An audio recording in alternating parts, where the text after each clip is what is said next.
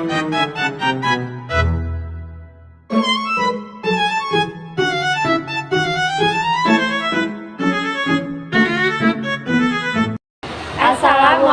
warahmatullahi wabarakatuh.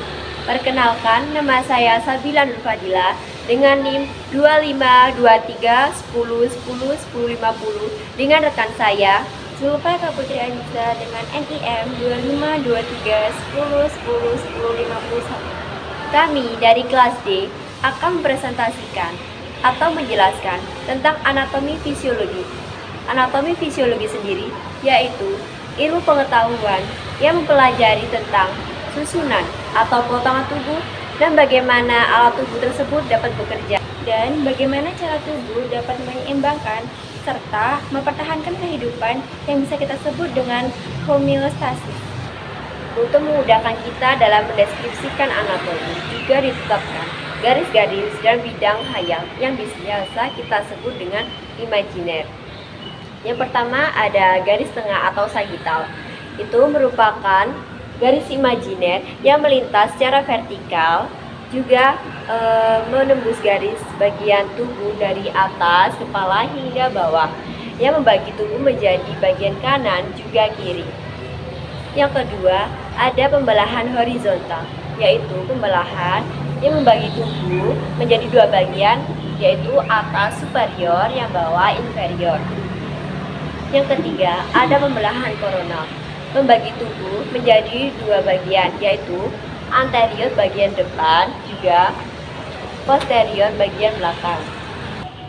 Berdasarkan posisi anatomi, yaitu yang memperhatikan berbagai arah, dan bidang imajiner, yaitu yang pertama ada anterior yang lebih dekat ke depan, contohnya yaitu ada lambung terhadap limpa. Yang kedua ada medial, bagian tengah atau lebih dekat ke bidang median, yaitu contohnya jari manis yang terletak medial terhadap jari jempol. Yang ketiga ada superior, yaitu bagian atas, yang dimana contohnya itu mulut superior terhadap dagu. Yang keempat adalah dextra. Dextra adalah bagian kanan pada tubuh. Yang kelima adalah sinistra. Sinistra adalah bagian kiri pada tubuh. Yang keenam adalah ventral. Ventral adalah bagian depan ruas tulang belakang, contohnya seperti lambung, paru-paru, dan jantung. Yang ketujuh adalah internal. Internal adalah bagian dalam organ pada manusia, yaitu seperti jantung, ginjal, dan usus. Yang kedelapan adalah proksimal. Proksimal adalah bagian yang lebih dekat dengan pangkal tubuh yang mendekati batang tubuh, seperti siku proksimal terhadap telapak tangan. Yang kesembilan adalah parietal. Parietal adalah bagian lapisan luar. Yang kesepuluh adalah superficial, yaitu janggal atau lebih dekat dan di permukaan, contohnya seperti otot kaki terhadap tulangnya. Yang ke-11 adalah horizontal. Horizontal adalah bidang datar. Yang ke-12 adalah transversal. Transversal adalah potongan melintang. Yang ke-13 adalah posterior. Posterior adalah bagian belakang, di mana seperti jantung posterior terhadap tulang rusuk. Nomor 14 yaitu ada lateral, yang mana itu adalah bagian samping yang menjauhi dari bagian median. Contohnya, telinga terletak lateral dari mata. Yang ke-15 ada inferior, yaitu bagian bawah. Yang ke-16 ada sinistra, yaitu bagian kiri. Yang ke-17 ada dorsal, yaitu bagian belakang ruas tulang belakang. Yang ke-18 ada eksterna, yaitu bagian luar, contohnya kulit. Ke-19 ada distal, yaitu ujung atau menjauhi batang tubuh. Yang ke-20 ada perifer, yaitu pinggir atau tepi.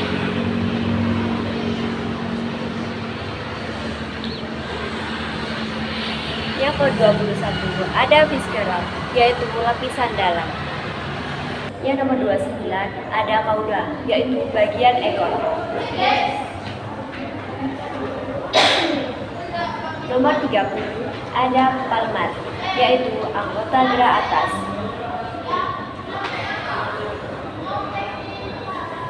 Nomor 31 ada plantar, yaitu anggota gerak bawah.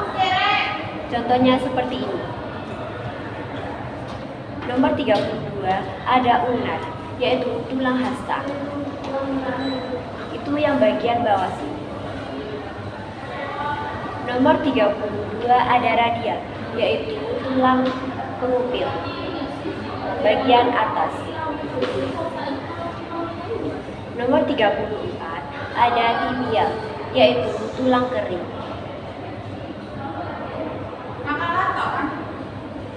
Yang ke-35 ada fibula, yaitu tulang betis.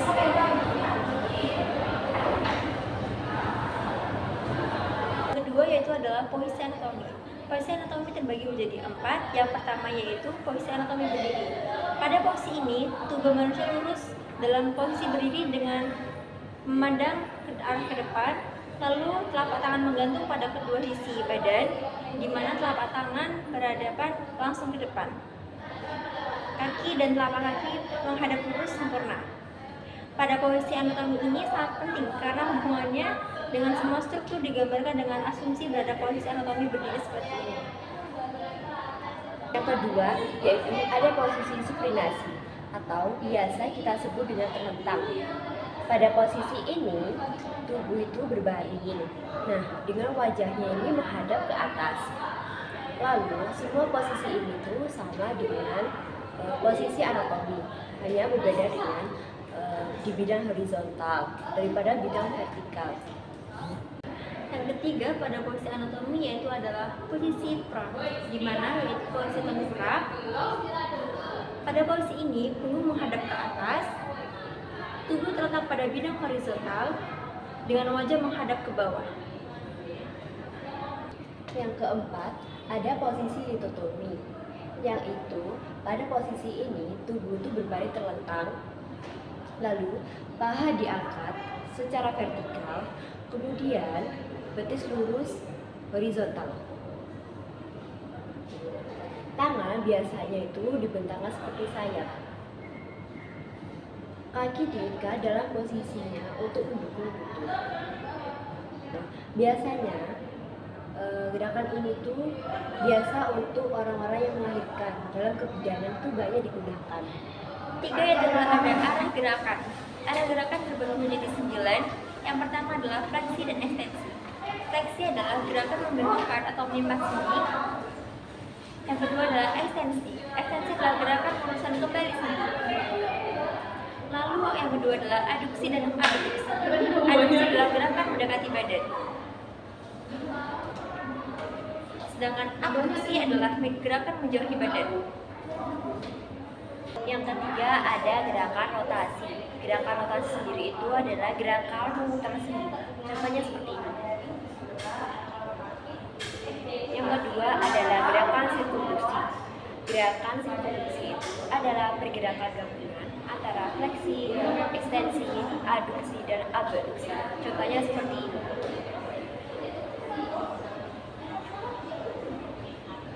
Yang keempat ada gerakan elevasi dan depresi. Elevasi adalah gerakan mengangkat tubuh dan depresi adalah gerakan menurunkan tubuh. Yang kelima adalah inversi dan eversi. Inversi adalah gerakan memiringkan telapak kaki ke dalam tubuh. Contohnya seperti ini. Yang kedua adalah eversi. Eversi adalah gerakan memiringkan telapak kaki ke keluar. Lalu yang keenam adalah supinasi dan pronasi. Supinasi adalah gerakan mengandalkan tangan seperti ini. Sedangkan yang kedua adalah pronasi. Pronasi adalah keadaan gerakan melonggarkan tangan seperti ini. Yang nomor 7 ada endorotasi dan eksorotasi. Endorotasi sendiri adalah gerakan rotasi yang ke dalam. Contohnya seperti ini. Yang eksorotasi adalah gerakan rotasi keluar. Contohnya seperti ini. Nomor 8 adalah siku atau aksis gerakan. Yang pertama ada aksis sagital, yaitu garis yang memotong bidang gerak sagital dengan bidang gerak transversal. Contohnya seperti ini. Yang kedua ada aksis transversal, adalah garis yang memotong bidang gerak frontal dengan bidang gerak transversal. Contohnya seperti ini. Yang ketiga ada aksis longitudinal, yaitu garis yang memotong bidang gerak median dan frontal berjalan dari atas ke bawah. Yang kesembilan adalah bidang anatomi, di mana bidang anatomi sendiri terbagi menjadi 4. Yang pertama adalah bidang median, yaitu bidang melalui aksis longitudinal dan aksis sagital yang bisa dinamakan dengan medio-sagital.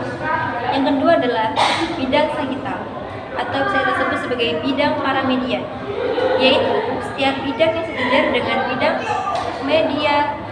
medio-sagital. Yang ketiga ada bidang koronal atau frontal, yaitu bidang yang mengandung aksis-aksis transversal dan sejajar dengan dahi dan tegak lurus dengan bidang sagital.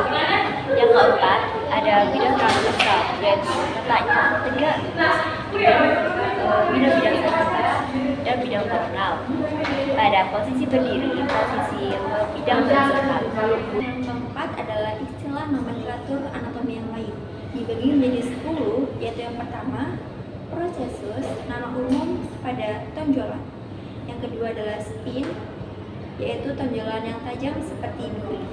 Yang ketiga adalah tuber, benjolan bulat. Yang keempat adalah tuberculum, yaitu benjolan bulat yang kecil. Yang kelima adalah kristal, gerigi tepi. Yang keenam adalah frakten, yaitu bagian pinggir yang menonjol. Nomor 7 ada kondilus, yaitu tonjolan bulat di ujung tulang. Yang kedelapan yaitu ada epikondilus, yaitu ada benjolan pada kondilus. Yang kesembilan ada cornu, yaitu tanduk. Yang ke-10 yaitu linea atau garis. Yang kedua adalah istilah anatomi untuk menyatakan bagian tubuh yang melengkung, dibagi menjadi 6. Yang pertama adalah fossa untuk nama umum, yang kedua adalah fossula untuk fossa yang kecil, yang ketiga adalah fovea untuk fossa yang kecil, dan yang keempat adalah fevula untuk fovea yang kecil, yang kelima adalah scopus untuk alur, dan yang keenam adalah incisura untuk takik.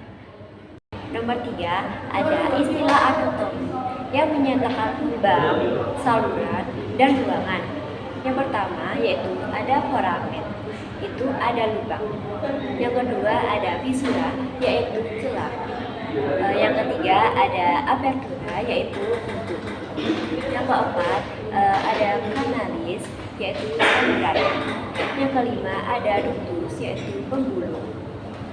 Yang keenam yaitu meatus, adalah liang. Yang ketujuh ada cavum, yaitu rongga.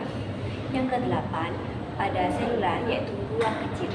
Yang kelima adalah rongga-rongga dalam tubuh manusia, dibagi menjadi 2, yaitu yang pertama rongga yang terdapat dalam kepala, yang dibagi menjadi 5. Rongga tengkorak atau cavum cranalis yang berisi otak besar, otak kecil, dan batang otak.